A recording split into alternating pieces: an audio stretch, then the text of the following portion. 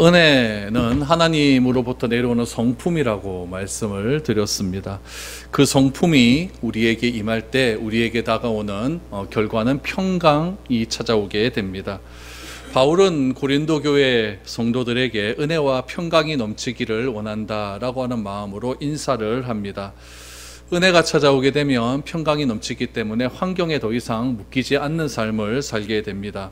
문제에 고민하지 않는다는 것이죠. 문제와 환경은 우리 삶 가운데 뗄래야 뗄 수 없는 늘 언제나 따라다니는 그러한 일입니다. 그러나 그것을 뛰어넘는 은혜가 우리에게 넘치기를 원하는 마음으로 지금 바울은 고린도 교회 성도들에게 인사하고 있는 것이죠. 고린도 교회 안에 얼마나 많은 문제가 있습니까? 얼마나 많은 환경에 따른 어려움들이 있습니까? 그런 것들을 뛰어넘기 위해서 바울은 은혜와 평강이 그들에게 있기를 간절히 바란다라고 하는 마음으로 먼저 인사를 합니다. 그 인사를 한 뒤에 바울은 4절에서 고린도 교회 성도를 향한 감사의 말을 전하고 있습니다. 가만히 생각해 보게 되면 교회가 문제가 많고 교회가 어려움이 많으면 무슨 감사할 일이 있겠나라고 하는 생각이 들 수가 있지만 바울이 말하는 감사의 내용은 우리가 생각하는 감사의 차원을 뛰어넘는 그런 감사라는 것을 우리는 4절을 통해서 알 수 있게 됩니다. 바울은 어떤 감사를 하게 될까요? 4절 한번 보시죠. 그리스도 예수 안에서 너희에게 주신 하나님의 은혜로 말미암아 내가 너희를 위하여 항상 하나님께 감사하노니 이는 너희가 그 안에서 모든 일 곧 모든 언변과 모든 지식에 풍족함으로 라고 말합니다. 바울의 감사의 출발점이 어디신지를 우리가 한번 찾아보아야 됩니다. 우리는 감사할 때 출발점이 항상 납니다. 1인칭에서 출발을 하죠. 내가 어떤 일을 했거나 어떤 일이 나에게 임했거나 나에게 오는 목표한 일들이 이루어졌거나 그럴 때 감사함이 넘칩니다. 그런데 바울의 감사는 나로부터 출발하는 것이 아니라 첫 번째는 하나님으로부터 출발을 하고 두 번째는 이웃으로부터 출발한다는 사실을 알게 됩니다. 바울의 감사를 한번 보시기 바랍니다. 고린도 교회 성도를 위하여 먼저 하나님께 감사하고 있지 않습니까?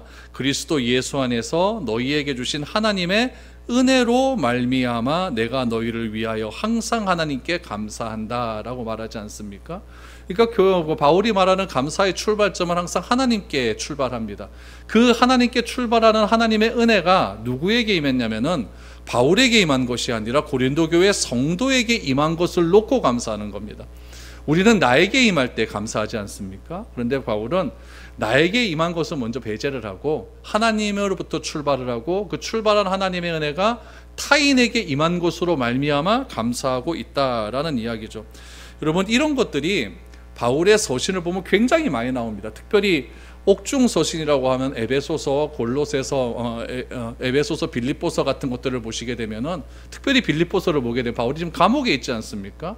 감옥에 있으면서 바울이 빌립보 교회 성도들에게 말하는 것은 무엇이냐면은 기뻐하라라고 말을 합니다. 감옥에 있는 사람이 무슨 기쁨이 있겠습니까? 그런데 바울이 말하는 기쁨의 근원은 어디서부터 나오냐면 하나님으로부터 임해서 그 하나님으로부터 임한 은혜가 빌립보 교회에게 임했기 때문에 자신이 기쁜 겁니다. 그러니까 바울에게 있어서 항상 감사는 자신으로부터 출발하는 것이 아니라 내가 어떻게 되었기 때문에 출발하는 것이 아니라 하나님의 은혜가 타인에게 임한 것 때문에 감사하고 있다는 것이죠. 이래야 여러분 범사에 감사할 수가 있는 겁니다. 우리가 나에게 항상 여러분 감사할 일이 생기는 것은 아니지 않습니까? 어떻게 항상 좋은 일만 있을 수가 있겠습니까? 그러나 바울은 늘 언제나 타인을 위한 감사, 타인이 행했던 여러 가지 일들에 대한 감사, 그런 것들이 있기 때문에 바울은 늘 언제나 감사의 인사를 할 수가 있었던 것이죠. 그래서 우리가 늘 언제나 기도하면서 감사할 수 있는 내용은 무엇이 되어야 되냐면은 내가 기도할 수 있다는 사실 때문에 감사하시고 그 기도의 대상이 다른 것이 아니라 하나님임에 감사할 수 있고 그 하나님이 나의 하나님이란 사실에 감사할 때에 우리의 감사는 영원토록 감사할 수가 있는 것이죠. 범사에 감사할 수가 있는 것이죠. 그래서 그런 감사함들이 우리 가운데 넘쳐날 수 있었으면 좋겠습니다. 아무리 교회가 문제가 많다 할지라도 여러분 고린도 교회만큼 문제가 많은 교회는 없을 겁니다. 그런데 그 고린도 교회, 문제 많은 고린도 교회에 하나님의 은혜가 임했다 해서 감사하고 있는 바울의 관점을 보면은 확실히 우리와 다르다는 것을 알 수 있게 되는 것이죠. 그래서 바울은 고린도 성도에게 주신 하나님의 은혜라고, 은혜 때문에 감사한다라고 말을 하는데, 그 은혜가 어떻게 임했는지를 보셔야 됩니다. 그 은혜가 어떻게 임했느냐, 5절 말씀해 보니까 이는, 그러지 않습니다. 이는 너희가 그 안에서 모든 일 곧 언변과 모든 지식에 풍족함으로 라고 말합니다. 그 은혜가 무엇을 통해 임했냐면은 언변, 말이죠. 말과 지식을 통해서 고린도 교회 성도들에게 은혜가 임했다라고 말을 합니다. 여러분, 하나님의 은혜가 말과 지혜를 통해 임하는 사건을 오늘 7절 말씀에 보면 뭐라고 이야기하냐면은 은사, 그리스도의 증거, 이렇게 표현을 하고 있습니다. 6절 7절 보시죠. 그리스도의 증거가 너희 중에 견고하게 되어 너희 모든 은사에 부족함이 없이 우리 주 예수 그리스도의 나타나심을 기다림이라 라고 말합니다.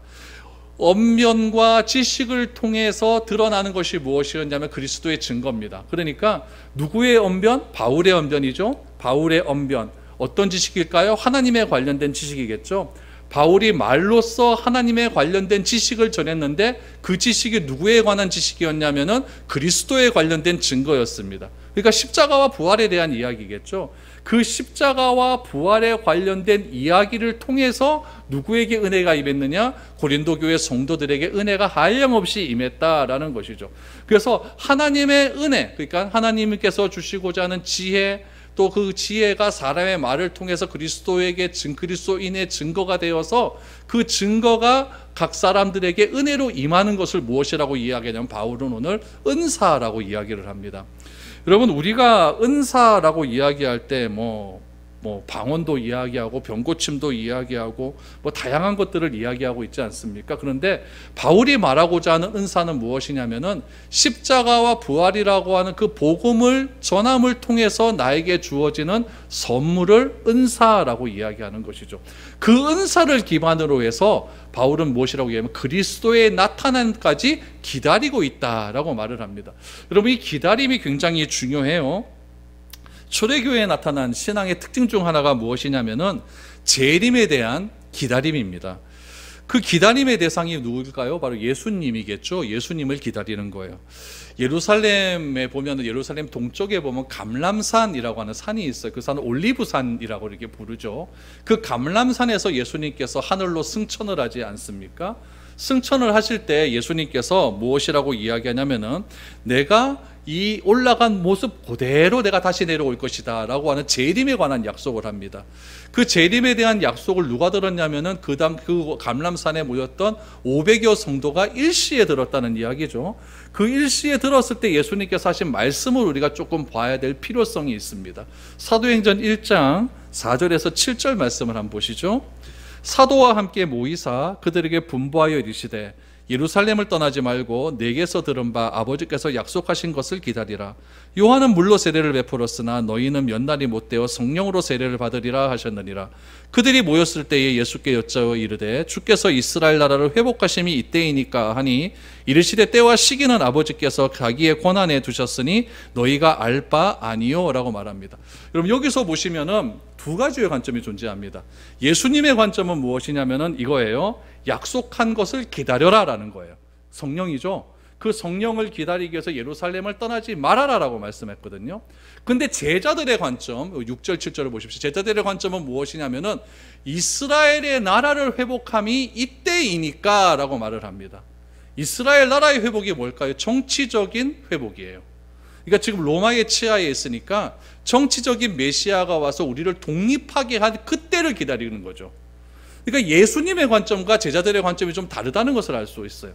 예수님의 관점과 그 당시 유대인의 관점이 다르다는 이야기죠. 예수님은 성령을 기다리라 라고 말을 했는 반면에 그곳에 모였던 유대인들은 그때가 이때이니까 라고 이야기했을 때 예수님의 말씀은 무엇이냐면은 때와 시기는 아버지께서 자기의 권한 안에 두셨으니 때문에 너희는 알 바가 아니다 라고 말한 것은 재림의 때는 아무도 모른다 라고 하는 그런 말이죠. 인연 개념 속에서 오늘 본문 말씀을 기다려야 됩니다. 보셔야 됩니다. 이들이 예수님을 향한 기다림은 어떤 기다림이냐? 재림에 대한 기다림이에요. 여호와의 날이죠. 고린도전서를 바울이 에베소에서 기록을 했거든요. 그 에베소에서 기록한 시기가 언제냐면 학자들에 따라서 조금씩 차이는 있겠지만은 AD 55년경으로 봅니다. 55년경이고 예수님이 승천하신 때가 언제냐면은 AD 33년에서 35년 사이로 봅니다. 그럼 예수님께서 승천하신 때로부터 고린도전서를 기록할 그때까지 시간은 한 20년 정도 차이가 나거든요. 그러니까 지금 그때 당시 예수님의 승천하실 때를 봤던 그 제자들과 목격자들은 다 무엇을 20년 동안 기다리고 있었냐면 구전을 통해서 또 직접 본 사람들은 예수님의 재림의 날을 기다리는 거죠. 예수님이 다시 오셔서 회복하실 것을 소망하고 있는 거예요. 그러므로 여러분 은사를 개념을 잘 이해하셔야 됩니다. 은사가 방언, 치유, 다양한 능력을 생각할 수도 있지만 또 다른 의미에서 오늘 본문에서 말하는 은사는 무엇이냐면은 하나님이 은혜가 우리를 통해 임합니다. 우리에게 임합니다. 하나님의 은혜가 우리에게 임한 그 능력을 통해서 예수님의 재림을 끝까지 기다릴 수 있게 하는 힘이 은사라는 이야기예요.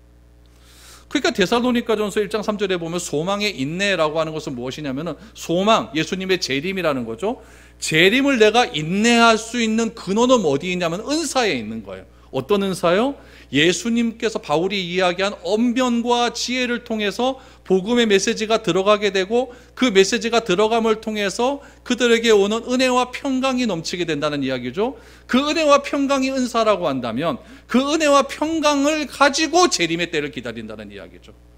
다른 거 갖고 기다리는 것이 아닙니다. 그러나 이 유대인들은 뭘 갖고 기다리냐면은 이 재림의 때가 오면은 우리가 완전히 해방이 되어서 다윗의 시대를 회복할 것이다. 이런 기대를 가지고 기다리고 있거든요. 그러니까 복음의 기다림과 유대인들의 기다림의 내용이 조금 다르다라는 것을 우리는 알게 되는 것이죠. 여러분, 이게 인내라고 하는 것은요, 기다림이라고 해서 내 힘으로 될 수 있는 그런 부분의 문제가 아닙니다. 뭔가 확실한 약속, 그 약속에 대한 확실한 믿음이 있어야 내가 기다릴 수 있는 거예요. 여러분, 우리가 누군가 약속을 이렇게 한다 그러면 항상 무엇에 대한 약속을 하냐면은 언제 만날래 이렇게 하지 않습니까? 때를 이야기해요. 때를 이야기해야 그 시간에 내가 나갈 수 있는 것 아닙니까? 그러면 그 시간에 나가면 그만이에요. 그런데 그런 약속이 없었어요. 언제 한번 시간 되면 한번 보자. 이거는 여러분 기다림이 그 때가 없는 거예요. 그러니까 이거는 약속도 아니고 뭐도 아니고 좀 이상한 것 아니겠습니까? 그러니까 오늘 본문에 나타난 이 인내는 그런 겁니다. 내가 좀 이따 올게 이거예요. 언제 올 줄 알고요. 얘네들이 지금 얼마나 기다립니까? 20년을 기다린 거예요. 하루 이틀도 아니고 20년을 기다렸단 말이죠. 20년을 기다릴 수 있는 근거가 어디에 있습니까? 은사에 있는 거예요. 하나님이 주신 은혜에 있는 거죠. 하나님의 약속을 지킬 수 있는 그 믿음에 있는 거죠. 그 믿음이 없다면 20년을 누가 기다릴 수가 있겠습니까? 춘향이도 아니고. 그렇죠? 그러니까 이거는 굉장히 중요한 문제라는 이야기죠. 그래서 이 하나님의 은혜가 기다릴 수 있는, 하나님의 은혜가 임해야 우리가 이 재림의 때를 기다릴 수가 있는 것이죠.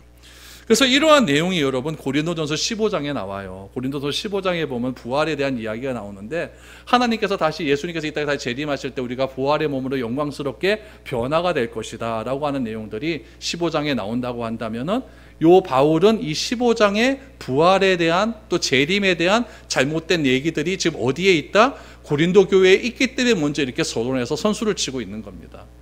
은사가 임해야 너희가 재림의 때를 확실하게 믿음으로 기다릴 수 있는 것이다. 그러므로 우리가 해야 할 일은 무엇이냐면은 그날을 기대하는 거죠. 주님이 다시 오는 그날을 기대하면서 오늘을 살아갈 수 있도록 은혜가 나에게 임할 수 있기를 간절히 구해야 됩니다. 그래야만 내가 재림의 때까지, 아니면은 내가 내 인생의 역사가 끝날 때까지, 죽는 순간이죠. 죽는 순간까지 내 믿음이 흔들리지 않는 것이지, 안 그러면 여러분 내 의지대로 내가 그 날을 기다린다고 한다면 절대 기다리지 못하는 거죠. 언제 오실 줄 알고요. 그래서 바울은 이런 은사에 대한 이야기를 재림의 때와 연관을 시켜서 이야기하고 있습니다. 그래서 바울은 이 재림의 때 우리가 어떤 평가를 받아야 되느냐? 8절을 보십시오. 주께서 너희를 우리 주 예수 그리스도의 날에 책망할 것이 없는 자로 끝까지 견고하게 하시리라. 바울은 그리스도의 날, 주님께서 다시 우리에게 나타나시는 날에 책망할 것이 없는 자로, 비난할 것이 없도록 항상 은혜를 지속할 수 있도록 그렇게 기다려라 라고 말한 거죠. 마치 신랑을 기다리는 등불을 맞이하는 신부의 마음으로 그렇게 준비할 것을 이야기하고 있는 것이죠. 그래서 우리가 기대하고 소망하고 원해야 되는 것은 무엇이냐면은 하나님으로부터 매일매일 내리는 은혜입니다. 그 은혜가 우리에게 능력으로 나타나는 것을 은사라고 했는데, 그 은사의 능력을 통해서 우리는 오늘을 살아가는 힘을 얻을 수 있게 되는 것이고, 그 힘이 우리 주님께서 다시 오시는 그리스도의 날까지 비난받고 책망할 것이 없는 자로 살아갈 수 있는 근거가 될 수 있다라고 바울은 우리에게 이야기하고 있는 것입니다. 우리 9절 말씀 한번 보시죠. 너희를 불러 그의 아들 예수 그리스도 우리 주와 더불어 교제하게 하시는 하나님은 미쁘시도다 라고 말합니다. 그럼 마지막 날 그리스도의 날에 하나님의 아들 그리스도가 친히 신자들을 흠이 없는 자로 만드실 것입니다. 이것을 우리가 보니까 영화라고 이야기하지 않습니까? 과거에 우리가 칭의의 은혜로 우리가 의롭다라고 인정을 받고, 우리가 현재의 삶 속에서 성화의 삶을 매일매일 살아가게 되고, 주님이 재림하시는 그날에는 이제는 우리가 완전히 흠이 없는 자로 주님께서 만드실 것이다. 영화의 날을 그렇게 말씀하고 있는 것이죠. 따라서 하나님께서 우리를 부르셔서 그리스도와 더불어 교제하게 하시는 하나님의 신실한 사랑의 이야기를 바울은 지금 그들에게 자신이 가진 지혜와 언변을 통해서 전달하고 있다는 이야기입니다. 그러면 바울이 이야기하는 복음은 무엇일까요? 그건 자기 백성을 향한 하나님의 약속이 그리스도를 통해서 확증되고 성취되는 이야기입니다.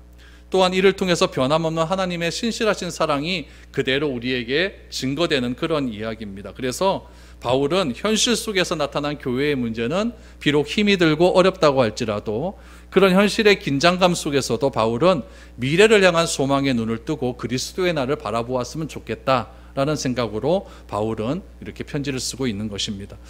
고린도전서는 우리가 아는 바와 같이 여러 가지 문제를 가지고 있는 교회를 향한 편지입니다. 그런데 문제가 많은 교회를 향해 보낸 편지라고 생각하기는 좀 어려운 것 같아요. 일단 인사말을 보면요, 문제가 많은 교회를 향하여 평강을 이야기하고 은혜를 이야기하고 뭐 이런 좋은 이야기들이 자꾸 나오니까 조금 좀 의아해하다 하는 그런 생각도 듭니다.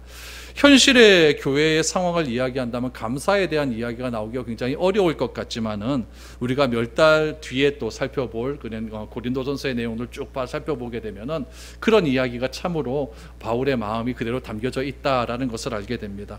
우리 갈라디아서 1장 6절 말씀에 보면은 바울은 갈라디아 교회의 문제점을 향해서는 굉장히 강도 높게 비판을 한 적이 있습니다. 갈라디아서 1장 6절 한번 보시죠. 그리스도의 은혜로 너희를 부르신 이를 이같이 속기 떠나 다른 복음을 따르는 것을 내가 이상하게 여기노라 라고 말하지 않습니까? 그러니까 갈라디아 교회도 복음이 들어와서 이신칭의, 믿음으로 구원을 얻는다라고 하는 이 개념이 다 끊어져 버린 거예요. 그래서 바울은 이야기합니다. 내가 정말 이상하다. 어떻게 이런 복음을 너희들이 버릴 수가 있느냐라고 하면서 굉장히 강도 높게 꾸짖는 그런 말들이 나옵니다. 그리스도의 은혜를 통해서 우리를 불러주신 하나님의 복음의 능력을 어떻게 너희들이 떠날 수 있느냐, 이해가 되지 않는다, 이렇게 말하고 있죠. 상황의 경중을 따지다 보면은 여러분, 갈라디아 교회보다 고린도 교회가 훨씬 문제가 더 많습니다. 그러나 바울은 아무 일이 없는 것처럼 성도를 두고 하나님께 감사하고 있다는 거죠. 더 놀라운 사실은 무엇이냐면은 바울의 감사 제목들이 앞으로 살펴보겠지만은 바울을 어렵게 만들고 교회를 어렵게 만드는 이유라는 사실이에요. 고린도 교회의 은사에 대한 문제, 우리 아까 은사 얘기했죠. 은사에 대한 문제가 고린도에게 보면 12, 13, 14 3장에 걸쳐 나옵니다. 고린도전서 여러분이 17장밖에 되지 않는데 3장에 걸쳐 나온다는 것은 이거 꽤 많은 비중을 차지하잖아요. 그만큼 은사의 문제가 심각했다는 얘기예요. 또한 말과 지식에 대해서도 바울은 복음을 전할 수 있는 도구로서 사용됨을 굉장히 감사했는데, 우리 다음 주에 살펴볼 1장 18절 말씀에도 보면 뭐라고 나와 있냐면은 십자가의 도가 멸망하는 자들에게는 미련한 것이요 구원받는 우리에게는 하나님의 능력이 됨이라 라고 말을 하죠. 십자가의 도, 바울의 지식과 언변을 통해서 바울이 십자가의 도를 이야기했는데 그 십자가의 도를 버렸다는 이야기 아닙니까? 그러니까 바울이 얼마나 화가 나겠습니까? 그러나 그런 화가 남에도 불구하고 바울이 먼저 인사말을 통해서 그들을 향한 감사의 메시지가 지금 펼쳐나오고 있는 것이죠. 또한 고린도서 8장에서 10장까지의 내용도 보시면 무엇이 나오냐면은 지식에 근거한 일부 성도의 형태가 약한 형제들을 상처 주는 일들이 일어나게 된 거예요.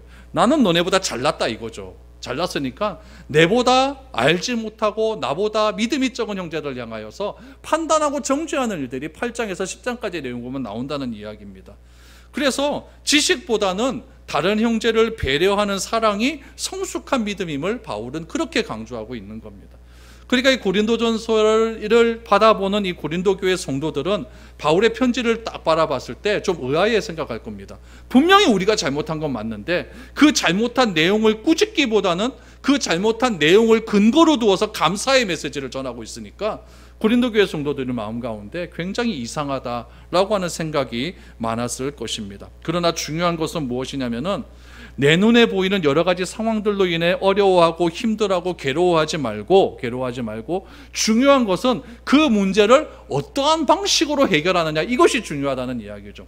바울이 에베소에 있었을 때 누구로부터? 고린도 교회 상황에 대한 소식을 들은 것 아닙니까? 그 소식을 듣고 바울의 마음이 어떻겠습니까? 개척한 교회가 잘 돼야 되는데 잘 되지 못하고 어려운 문제가 있게 되니까 바울이 굉장히 마음이 아프게 되었다는 이야기죠. 그래서 바울의 감사함은 결국 어떤 것이냐?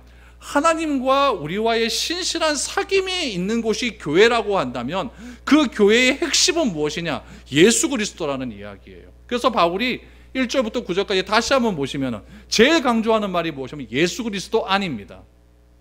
예수 그리스도 안에서 우리가 하나님의 은혜로 교회를 이루었다고 한다면 이 문제도 그런 상황에 나오는 내 눈에 보이는 상황과 환경으로 인하여서 판단하고 정죄되어지는 것이 아니라 예수 그리스도 안에서 그 문제가 해결되어야 된다는 이야기죠. 그래서 바울은 고린도 교회에 있는 여러 가지 문제점을 놓고 오히려 그것을 판단하고 정죄하는 것이 아니라 감사하고 있는 겁니다.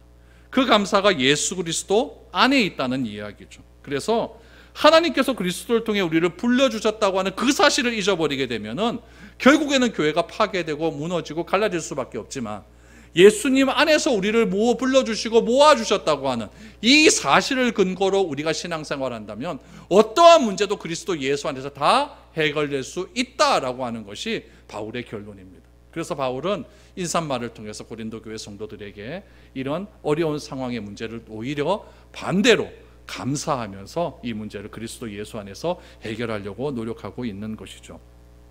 10절 이하에서부터 보시면 이제 본격적으로 바울은 교회의 문제가 어떤 문제인지를 이야기하고 있습니다. 그리고 그 문제에 대한 해결책을 제시합니다. 바울이 강조하는 복음의 능력을 우리도 그대로 좀 받아들였으면 좋겠습니다. 우리도 얼마나 많은 문제점들이 있습니까? 그런 문제들을 판단하고 정죄하고 안 된다라고 생각하기보다는 예수 그리스도 안에서 우리가 이 문제를 어떻게 바라보고 그리스도 예수라면 이 문제를 어떻게 해결할까? 그 시각 속에서 이러한 모든 것들을 해결해 나가고 문제점들을 정리해 나갔으면 좋겠습니다. 그래서 현실의 문제에 집착하기보다는 복음에 더욱 집착함을 통해서 우리에게 닥친 어려움의 모든 상황들이 은혜 가운데 잘 해결되어 나갈 수 있었으면 좋겠습니다. 그것이 바울이 고린도 교회를 향하여서 4번이나 편지를 쓴 분명한 목적입니다. 이런 은혜가 우리 여러분의 삶들과 우리 모든 교회 가운데 동일하게 넘쳐날 수 있기를 축복드립니다.